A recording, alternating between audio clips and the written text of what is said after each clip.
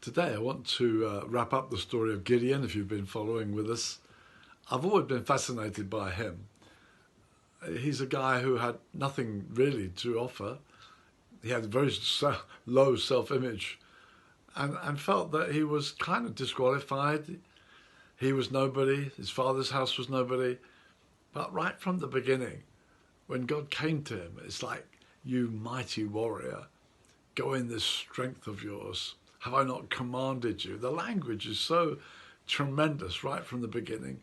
And actually right from the beginning, if he'd risen in faith, he would have immediately enjoyed the outcome of that word of God. As it happens, he took a while to get to faith. He looked for the fleeces to be a manifestation of God's faithfulness, which he didn't need and which actually didn't have any impact whatsoever. But eventually he came to that place of faith. And it's wonderful how when you get to Hebrews 11, there's Gideon.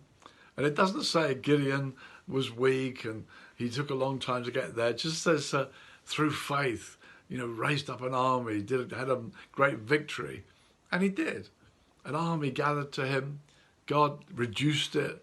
And then a phenomenal breakthrough with extraordinary strategy, power of God breaking through. And somehow this whole triumph, this battle of Midian, it's something in it that we read in Isaiah 9, the increase of the government of God will be like that battle. The light suddenly shining. And I've carried this in my heart for a long time, that God will gather a glorious church. There'll be leaders all over the place, often guys who are not very impressed with themselves, but God's put his hand upon them and gathers churches around them. So there's a unity of purpose and a great oneness in their hearts. And God does a great thing. I'm still longing for that outworking. I'm still longing for the enemies of the gospel, as it were, to be overcome by the great news of Jesus. I still believe God can speak to a weak person and say, "You warrior, go in this strength of yours." And if we let those words hit us, we can be transformed out of our weakness into his strength. I think we'll wrap up Gideon here.